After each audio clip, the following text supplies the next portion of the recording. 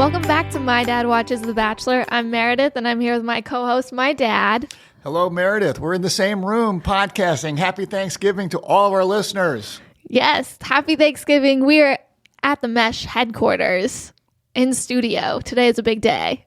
It is a big day. It's good to see you. You've traveled from Philadelphia to be home for Thanksgiving, so it's wonderful to see you. And we got to watch The Bachelor together last night. Wasn't that fun? Yeah, I don't know if we've ever watched the episode together and podcasted like all together in the same room all the way through before. We used to watch The Bachelor together, and I would just make snarky comments, but that's before we got to podcast about said snarky comments. So anyway, it's a pleasure to be here. But I understand there's some house cleaning that you need to do with Bachelor Nation. Yes, some refer to it as housekeeping, but we can clean the house as well with this news. Cleaning, keeping, I think it's more cleaning, actually. But go ahead. Let's start with our sad news of the day.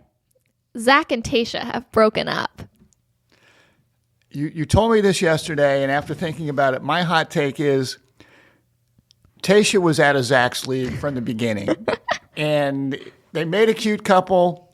I think highly of Tayshia. A beautiful girl. She was a great host, very enthusiastic, engaging.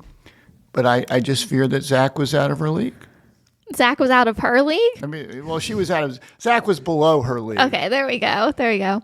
I think that this just confirms my theory that couples who exercise together will not last, since they just ran the New York City Marathon. You know, that's just not what relationships are about.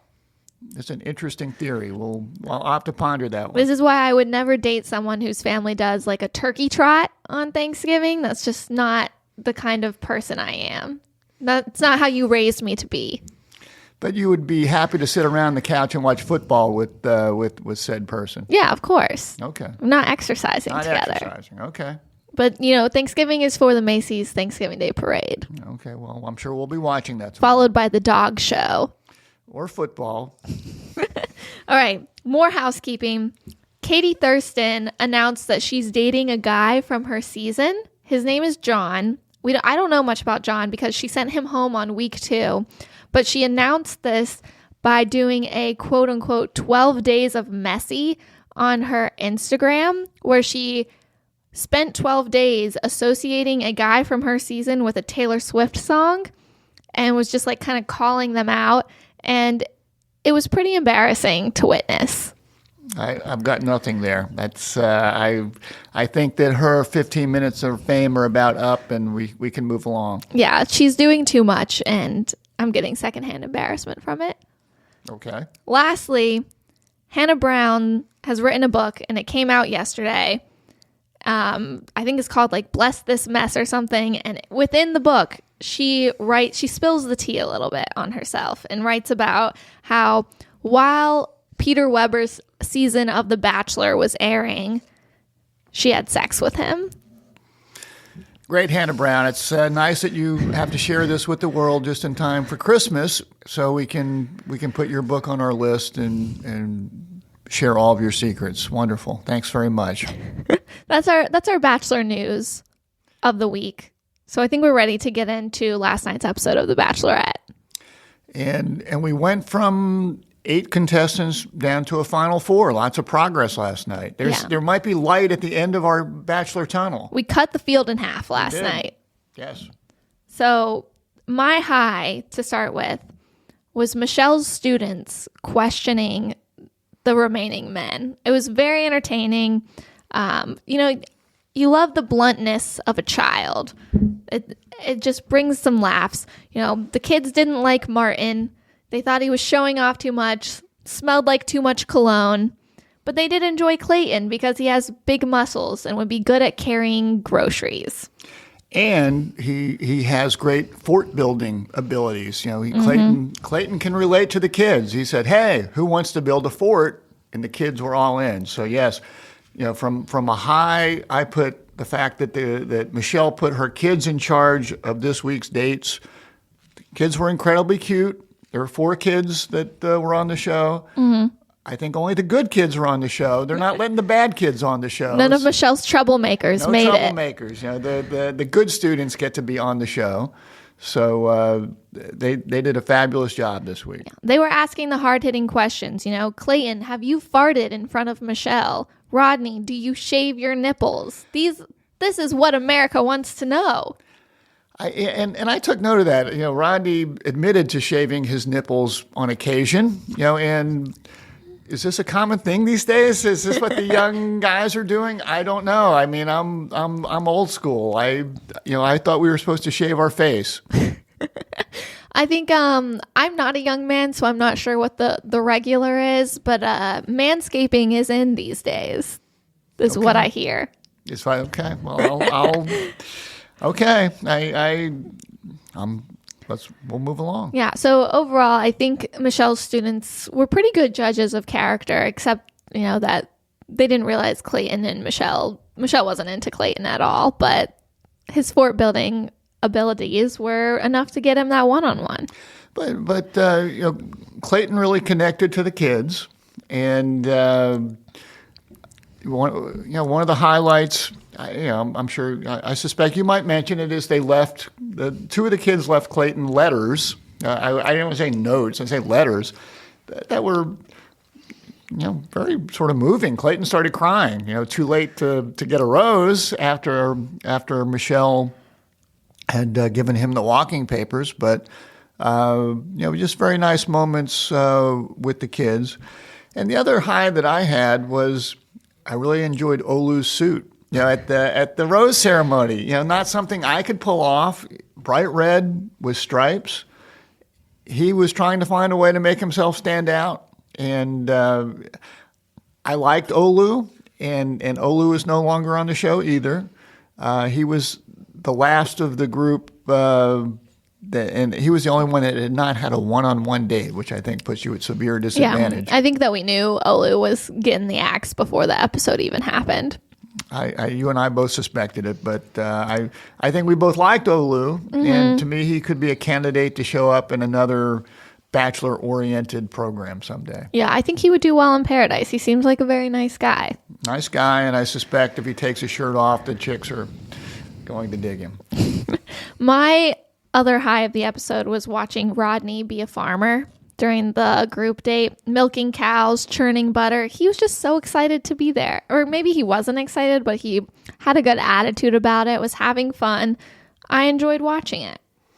And you have to respect his effort. He's got great enthusiasm. Whatever gets put in front of him, he just goes out and tackles it. So I enjoy Rodney as well. He did a good job. While we were watching the episode, we were trying to figure out who we thought the top four would be. And our last position, we were in between Rodney and Rick. And I think that before the episode, we both thought it would be Rick, and Rodney really turned it around on that group date.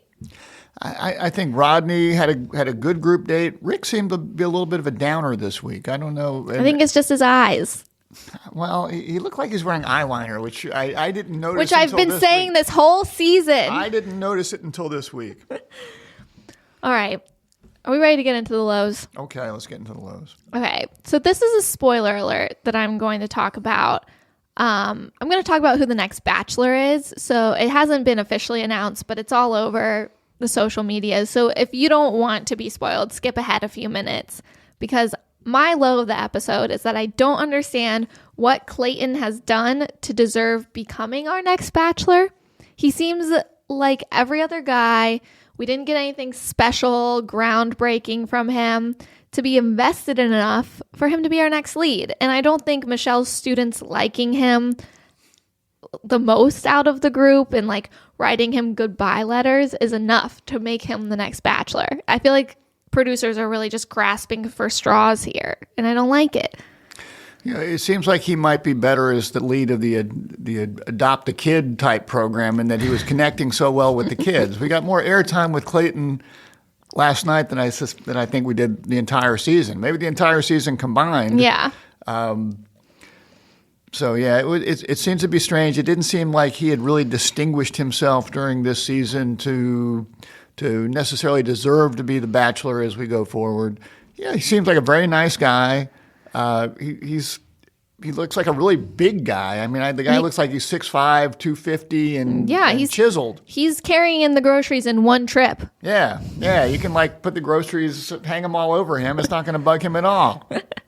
I just think that we had a lot better options to choose from Katie's season if we wanted to go back there. Andrew S., Justin, Michael A. I think that those are all better Bachelor contenders than Clayton. And I think that within Michelle's final four, we could have found a better Bachelor contender as well. Well, I defer to you on these decisions, but I haven't found him overly interesting, so that's could be problematic when it gets to his season. Well, I think that's typical with the male leads. You want a bland male because the ladies are going to be dramatic and crazy. So you just need a consistent baseline from your male lead.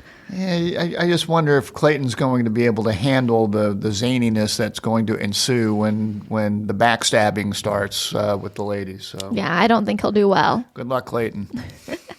My other low, I have two more. First, Nate seemed like a bit of a crybaby during the group date, talking about Joe being better at him at milking cows and nurturing calves, churning butter.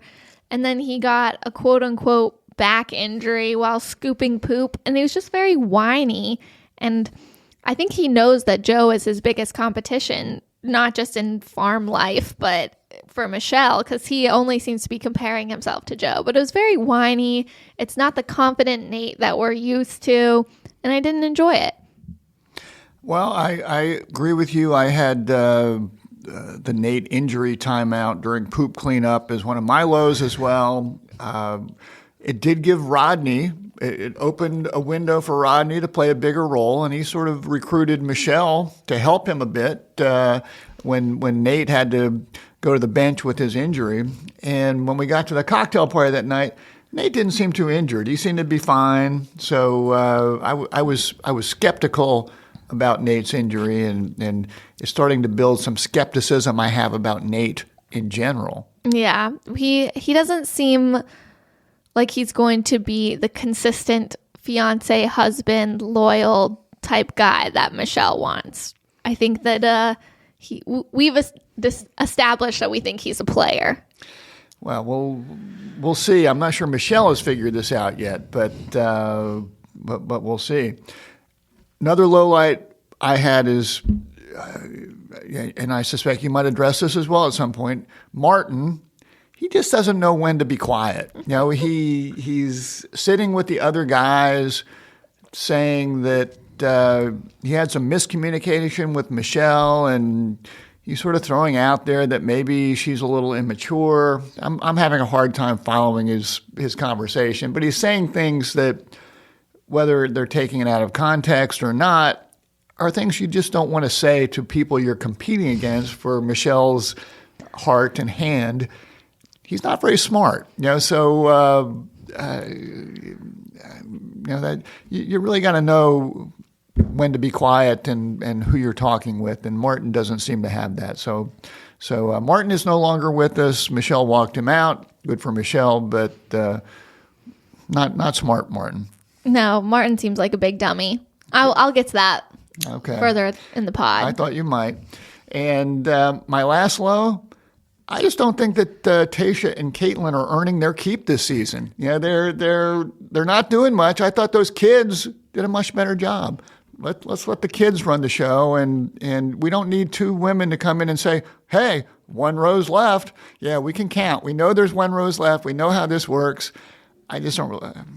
I still would like David Spade to be the official host of all Bachelor franchise shows. I'd be up for trying that out. I didn't see him on the Island show or the Fantasy Paradise show, but you gave him good reviews, and I've enjoyed him in other things. So bring back David Spade or the kids. Or the kids. My last low is Brandon asking Michelle's parents for their blessing for her hand in marriage.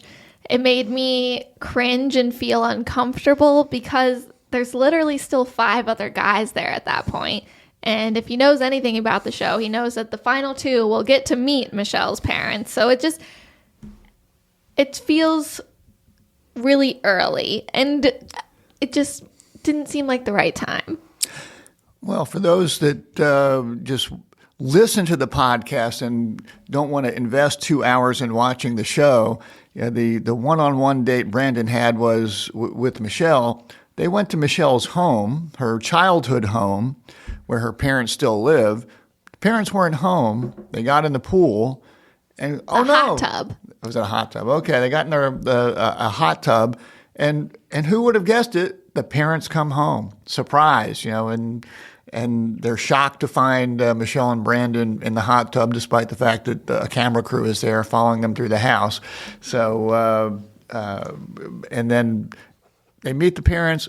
I thought Brandon did a good job in dealing with that situation. I didn't really think he asked for their blessing. I sort of thought he was saying, if I'm there at the end, I hope you'll support me. I sort of like the fact that he talked to them privately and sort of said, Michelle, can I have a moment with the parents? And she went away, talked to them privately. I thought he handled himself well. I didn't think that he overstepped. It made me uncomfortable. Okay. It was way too early. I didn't like it. I did like Michelle's parents' response. It wasn't really like, yes, we're giving you our blessing. It's more like, if Michelle wants you, we're cool with that. We're going to trust Michelle. If you're the one there, cool. If it's one of the other 5 guys, cool. Well, But he took it really well. He didn't take it that way. He was like, yes, I'm in. Well, as a parent, I also agreed with Michelle's parents' response. I trust you, Meredith, and if it's the right guy, and you bring it home, he doesn't have to get my approval. He's got to get your approval. There we go. For all my suitors listening. That's right. All right, we ready to move on to the right reason? Let's move on. My right reason goes to Olu for telling Michelle the tea about Martin. I don't usually like the snitches of the show. I usually say snitches get stitches, but I'm going to be a hypocrite here because I don't like Martin. Well, and I'll also support you in that Olu didn't get a one-on-one date. He had to find some way to distinguish himself. So if you're going to, you got to do something. It might be a Hail Mary pass, but it was also accurate. But he prefaced it by saying, I'm not saying this to like improve my standing here. I'm doing it because I think it's something that you should know. I want you to be with a good guy. Well, it does seem like sometimes people just bring fake stuff to Michelle or like drama. This was I think a real concern.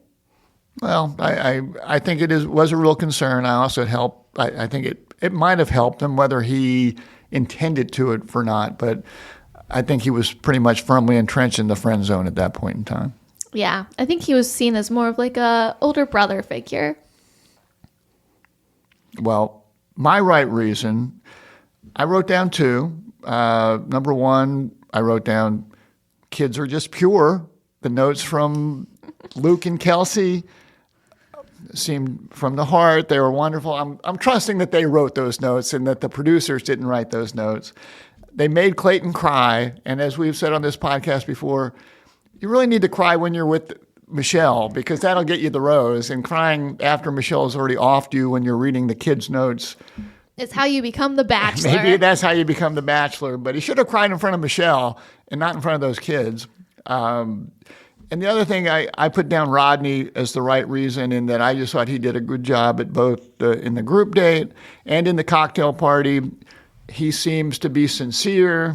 I like Rodney. He's a good guy. He seems honest and sincere. So I thought he deserves consideration for the right reason as well.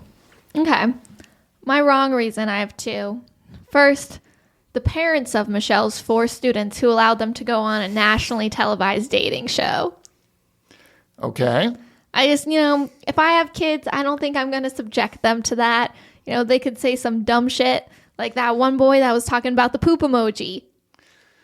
Okay, but they were cute. They were cute, yeah, but it just doesn't seem like something you want to introduce your child to at the age of 10. So if when you were a 4th grader, however old these kids were, 5th grade, 10, yeah, 5th grade or whatever, and your teacher was on a show and they said, we'd really like Meredith to be on the show. I think as a 5th grader, you would have been saying, yay, yay, yay. Yeah, but there's no shot. You and Mom would have been like, okay, I'll sign this permission slip. I don't know. I don't think so. Not for this particular show, but who knows? Well, that's the show we're talking about. Okay. Well, I don't know. I thought they handled themselves well. If they did stupid stuff, it was probably cut out. I think it's weird to send your kid into a dating show for them to talk about, oh, have you kissed my teacher? Well, the kids are growing up. It was cute. I enjoyed it. Kids are growing up faster than they used to. I'm trying to adjust. It was cute and I enjoyed it, but I think that, the parents, questionable. Okay. What's your other wrong reason? Obviously, Martin. He is talking to, I think he was talking to Rick, and Olu was there, about how Michelle isn't paying attention to him. That's why they have some communication issues. He's saying that Michelle's immature because she hasn't worked through her childhood trauma, which I don't really think we heard anything about her childhood trauma. And then they keep bringing up the poem she talked about. And it was more like growing up as like one of the only black girls in her class, feeling unseen. I guess that's childhood trauma, but it seems like she's just talking more about her experiences in her life. So it just seems like he was kind of pulling stuff out of his butt. And then he lies to Michelle when she confronts him. He's like, oh, I never said immature. That didn't come out of my mouth. And speaking over her and basically gaslighting her the whole conversation. He sucks. And he didn't redeem himself at all in his, car exit interview. Oh, he doubled down. He said, a woman like that does not deserve my time. I would not give her another shot when she realizes she's made a mistake. I don't think he needs to worry about that. I don't think she'll be coming to Miami anytime soon looking for Martin. No. She should have sent him home night one because of that hairstyle. I stand by that. Okay. Well, my wrong reason goes to Nate, in that I've enjoyed Nate during the program, but to me there were some red flags that came out last night, from starting with his fake injury, or injury that I think might have been fake because he doesn't like to scoop poop. Who likes to scoop poop? No one does. But if you're going to play the game, play the game. It seems like whenever it's time to get vulnerable with Michelle when they're having these conversations at cocktail parties or whatnot, and she's looking to get serious. He goes in for the kissy. He goes for the kissy, or he just sort of slides by that and puts on his little smile there, and Michelle's going for it. But I don't really think he's shown much substance up to this point. And something that he said bothered me. He said that he's never really brought a girl home. And, I'm a handsome guy. I got to think he's been pretty active on the social scene. Never brought a girl home. You said that we think he might be a player. And I'm just not sure. I'm not sure of his intentions here. I've got some red flags there. To me, it seemed more concerning that he was like, my dad made it clear that he never wants me to talk about girls with him or anything like that. Don't bring anyone home. Don't talk to me about it. That seemed weird. Yeah, that's not normal. And so I think that Michelle's in for a tough hometown date next week with Nate. Well, some of the previews looked a little scary with some of the hometown dates, so I think Nate could be at the top of that list. I think meeting a guy's family for the first time while you're dating 3 other guys is hard enough, but then add on top of that the dad doesn't want to meet you, especially not probably in a TV show situation. I think recipe for disaster. Well, I can empathize with dads not wanting to meet the future in-laws through a TV show. So I can go along with that part of it. Although I'm all up for meeting boyfriends, girlfriends, whatever, but I don't need to do it on a TV show. Okay, so I guess we won't film it next time that happens in our house. We will definitely not film it, correct. Okay, sorry, listeners. You're not going to get to watch that. My MVP is once again Michelle. I don't know if I've picked her as the MVP every single week, but I'm obviously a big Michelle fan. I thought, for similar reasons as usual, confronting Martin or confronting whoever sucks that week, confronting him about being a lying piece of shit, basically, and sending him on his way. We love the good old confrontation and walk out the door 1-2 punch. Okay. That's why Michelle's the MVP. Well, and Has there been a week when you've chosen somebody else? I mean, she's got quite the streak going. I'd have to look back in my notes, but I do feel like Joe might have gotten it once. Okay. I am a big Joe fan as well. Well, she's putting together a hell of a season. She is. She doesn't take anyone's crap, you know? She's getting rid of the trash as soon as it shows itself. And any of these fellows that are departing candidates for the Paradise Island, Fantasy Island show? For sure. I think we could definitely see Martin in Paradise. Ugh. Yeah. Maybe he'll get a redemption arc. Maybe he'll double down on sucking. Well, I mean, I could see Olu going on that show. Olu, Rick. I think any of them. Clayton, obviously not, because he'll be a bachelor. If Clayton wasn't the Bachelor, I could see him going on that. Yeah. He seems. I would think that the ladies might consider him pretty hunky. Not me personally, but yeah, whatever. Okay. Do you have any fatherly advice to wrap us up? I do have some fatherly advice. Going back to the Martin situation, he talks too much. You need to know your audience.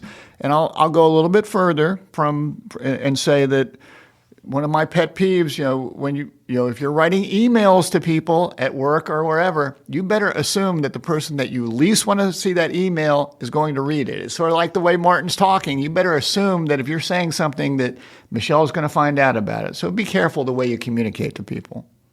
So that's one. That's smart. Some great advice from one of the kids, Luke, who I don't know, how he came out, but he was talking about, you have to be kind to your wife, be nice, be patient, from the mouths of babes. Good advice from Luke, good fatherly advice. I sort of wanted to give you a little bit of my take on the Final Four and just a little bit of some observations, and I'm going to include this really from the mom as well. This is sort of the parental perspective here. We want you to bring someone home who is sincere, honest, and loyal. Don't bring home the male model who is all style and substance, because you can put a ring on that person's finger, and I just think the ladies are still going to go after him, and it's going to be problematic. This year, my observation, two of our finalists sort of checked the sincere, honest type box. I think Brandon and Rodney. Joe. Oh, hold off there. Those two seem to be willing to. They seem devoted to Michelle, as devoted as one can be in this type show, and they seem very sincere, very honest.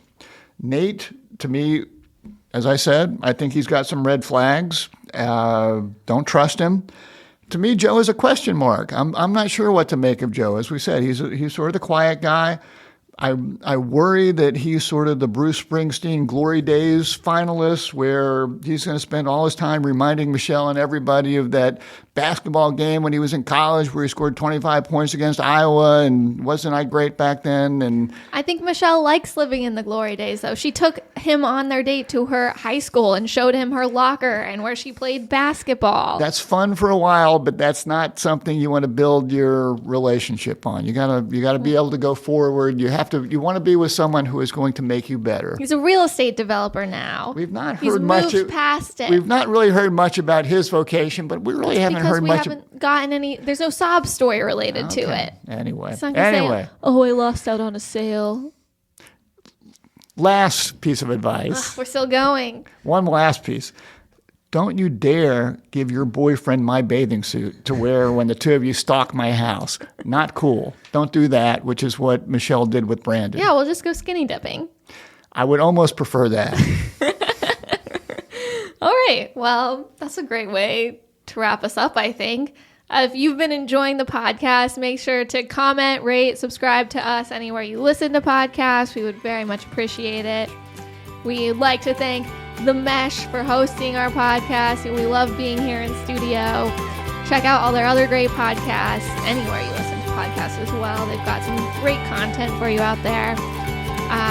So I think that's all we've got. Next week is Hometowns. Unfortunately, we will not be in studio. It would have been too great to have Hometowns while we're both home in town. But beggars can't be choosers here. So join us next time to hear all about Michelle's hometown dates from The Right Reasons and my dad.